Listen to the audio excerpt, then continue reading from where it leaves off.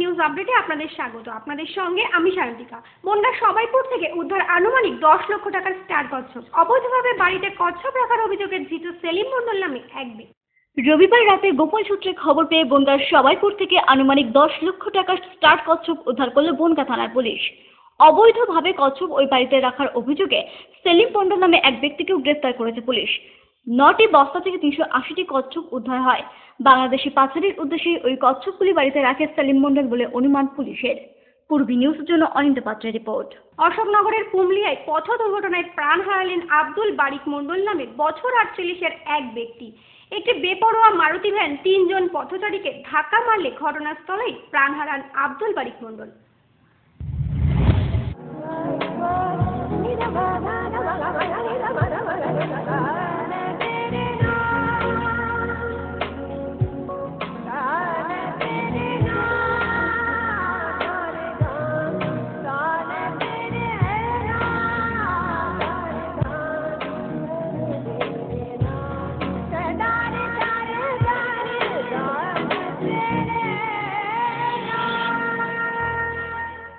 বিয়ের বেনারসি একমাত্র সেরা প্রতিষ্ঠান দেবশ্রী। নামি দামি কোম্পানির শীত বস্ত্রের বিপুল আয়োজন। দেবশ্রীর পোশাকেই আপনার ব্যক্তিত্ব। শাড়ি জগতের রূপকথা দেবশ্রী। সজ্জাদ্রব্যের অনবদ্য সম্ভার। পছন্দের ব্র্যান্ড, স্টাইলিশ পোশাক সব এখন আপনার হাতের মুঠোয় দেবশ্রীতে।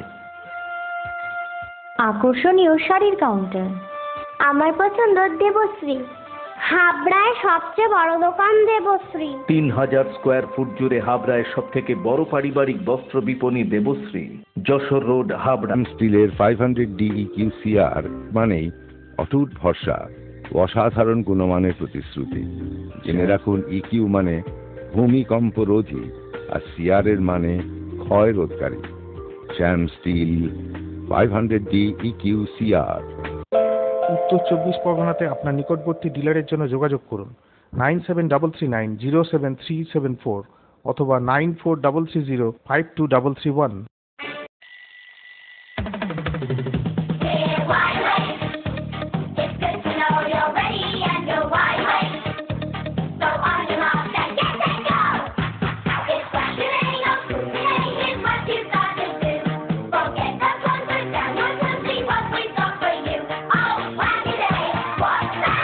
ছোটদের দারুণ দারুণ পোশাকের জন্য fashion corner, arena market, Habra.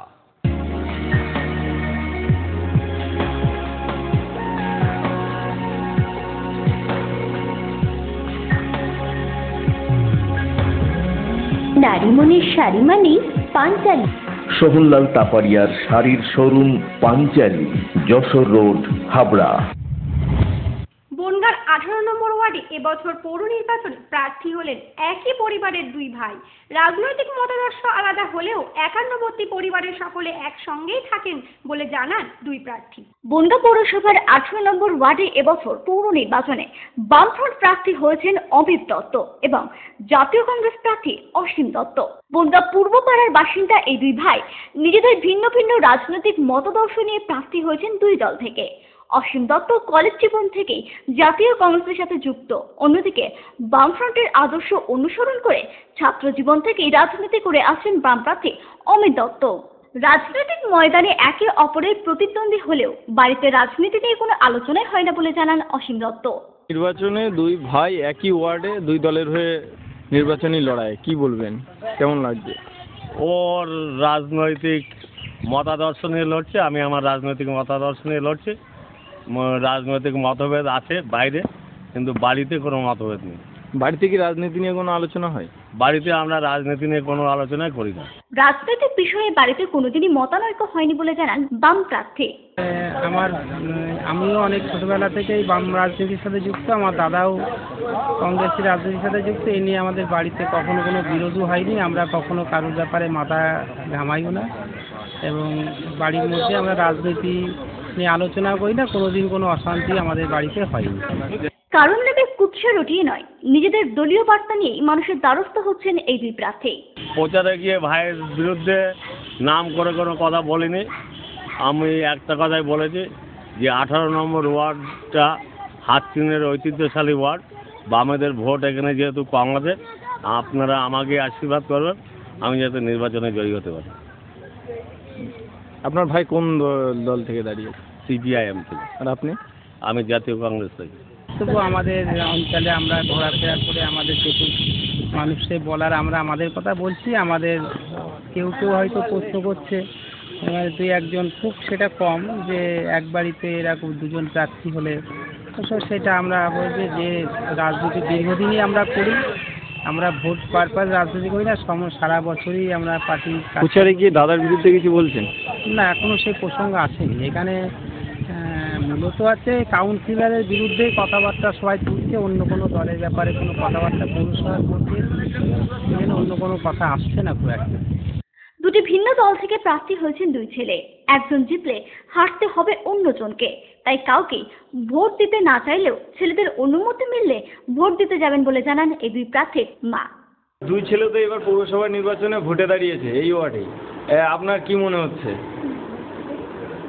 মনে হবে যে একজন বেরোবে সেই বেরোবে, দুটোই ছেলে, যেটা বেরোবে আর একটা না বেরোবে তো আমি আনন্দ করে বেরোবো না। ভোট দিতে যাবেন তো? ভোট ছেলেরা যদি অনুমতি দেয় যাবো, নাহলে আমার দেওয়ার ইচ্ছাই নেই, কাউকেই দেবো না। কেন? হাতে দেবো, সে হারবে, সে দেখতো তখন বলবো ওই মা আমার দাম চাই।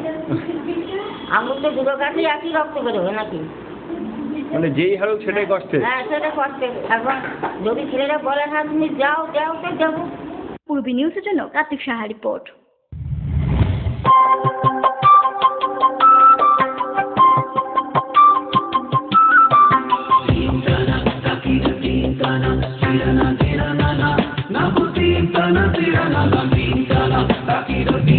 নিউ কৃষ্ণা স্টোর্সে মহাসেল ধামাকা, 1 চৈত্র থেকে 31 চৈত্র।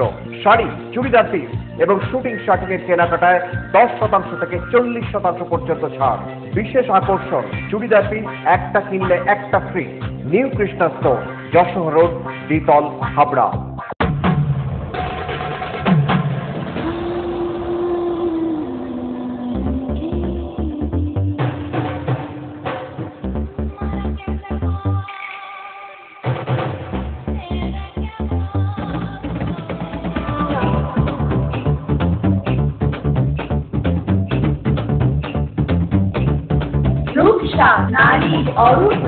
পিএন মেডিকেল গলি, হাবড়া।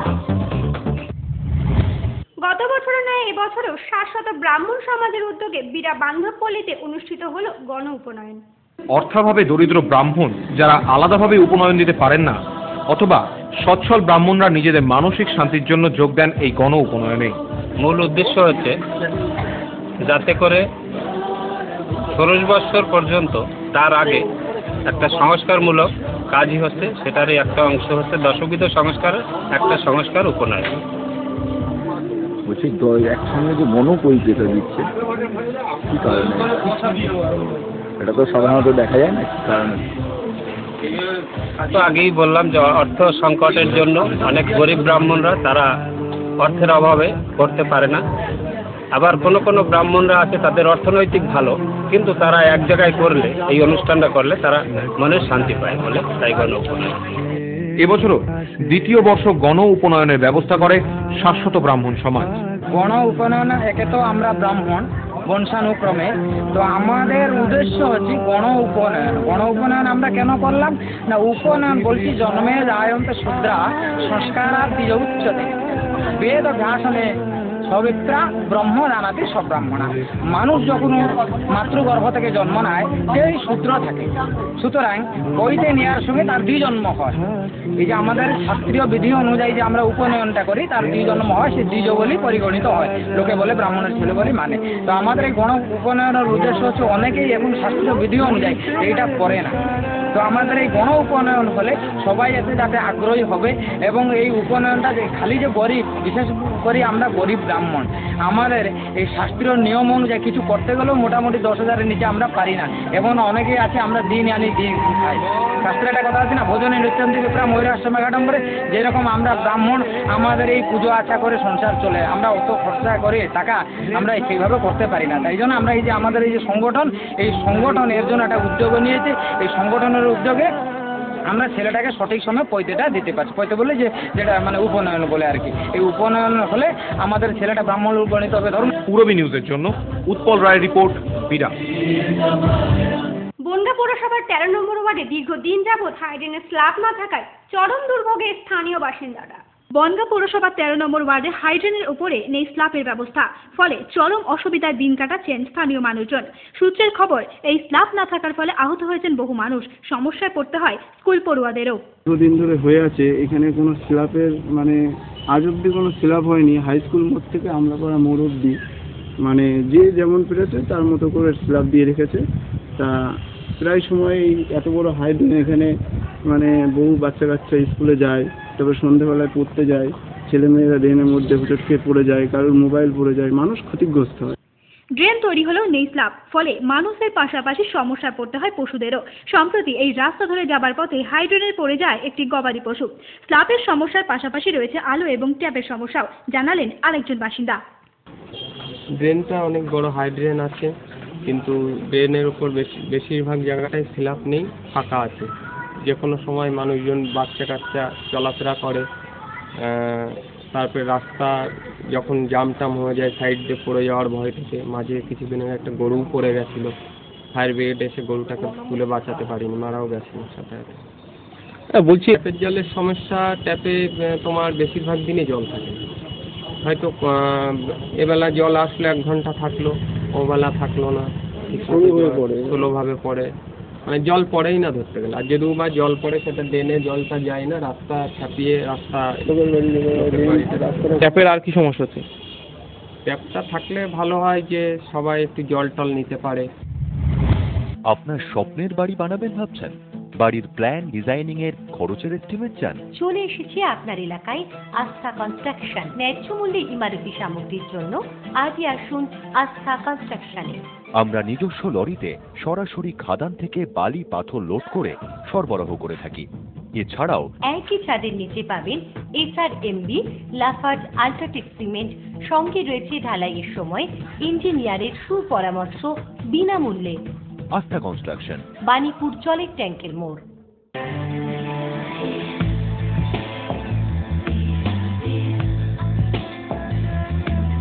ঘরোয়া পরিবেশ,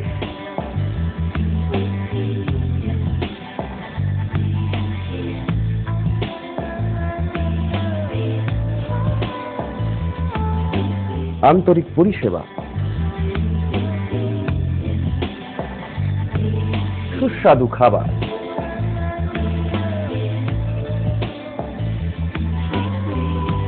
Rajnandini hotel and restaurant, fresh, fast, tasty. Post office road, Habra. Phone number 9735700999।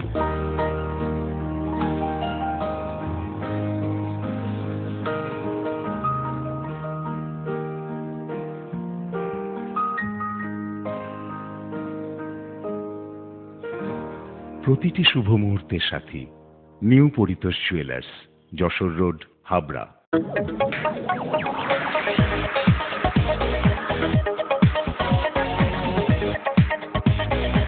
Kalpana store, Raymonds, Vimal, Sanco, Arvind ও গ্রাসিয়ার মতো নামি দামি কোম্পানির শুটিং শাটিং এর পাইকারি ও খুচরো বিক্রেতা।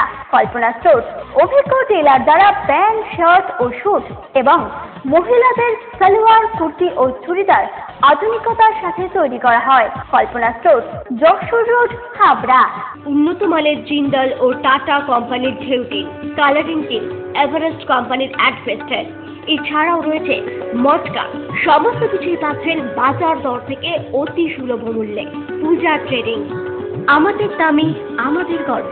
অশোকনগর 8 নম্বর মোড়, ইলেকট্রিক সাপ্লাইয়ের ঠিক বিপরীতে। ফোন 9002218373। গুমার 31 বছরের ঐতিহ্যবাহী প্রতিষ্ঠান মজুমদার জুয়েলার্স এবার শুভ নববর্ষ উপলক্ষে 1 বৈশাখ থেকে 10ই বৈশাখ পর্যন্ত প্রতিটি কেনাকাটায় দিচ্ছে আকর্ষণীয় উপহার। 2000 টাকা থেকে 5 লাখ টাকার কেনাকাটায় থাকছে বিশেষ পুরস্কার।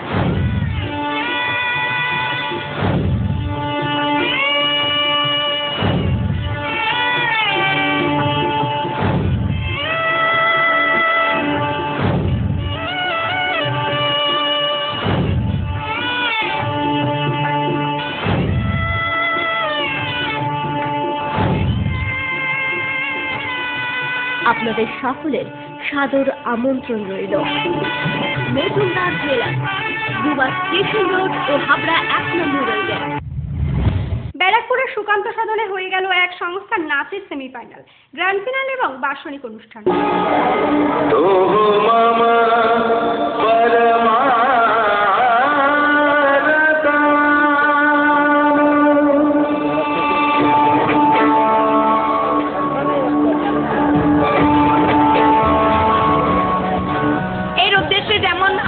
ছোট ছোট বাচ্চারা ওরা অলরেডি বই করে এসছে 23 নভেম্বরে, ওটা আছে আপনার এডুকেশনস উপরে, যেটা গোয়াতে গিয়েও বই করে এসছে, প্লাস আমাদের একাডেমি থেকে এখানে বাচ্চারা মডেলিং পাচ্ছে, আর্ট পাচ্ছে, প্লাস আমাদের অনেক জোন আছে যারা আমাকে সাপোর্ট করছে, বিকজ একা হয়তো আমি কিছুই করতে পারবো না, বাট যারা সাপোর্টেড, যারা আমার বাচ্চাকে কাজ দিচ্ছে, যারা আমাদের বাচ্চাকে বে দেখাচ্ছে, তো ওদের জন্য আমি বহুত থ্যাঙ্কফুল, অনেক থ্যাঙ্কফুল।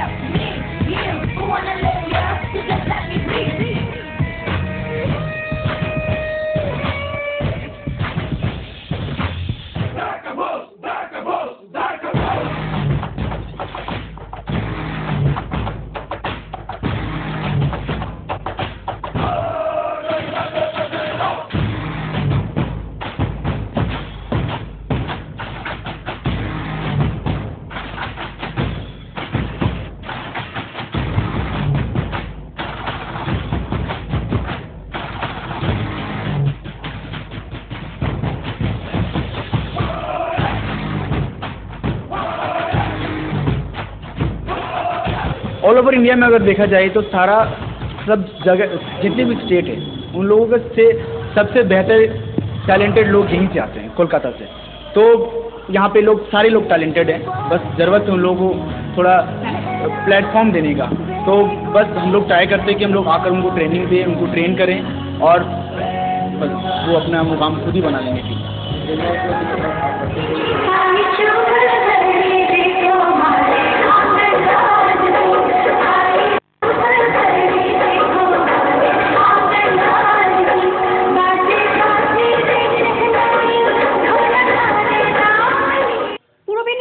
এখনকার মতো এই পর্যন্ত। আপনারা দেখছেন পূরবী বাংলা, এগিয়ে চলেছে, এগিয়ে চলবে।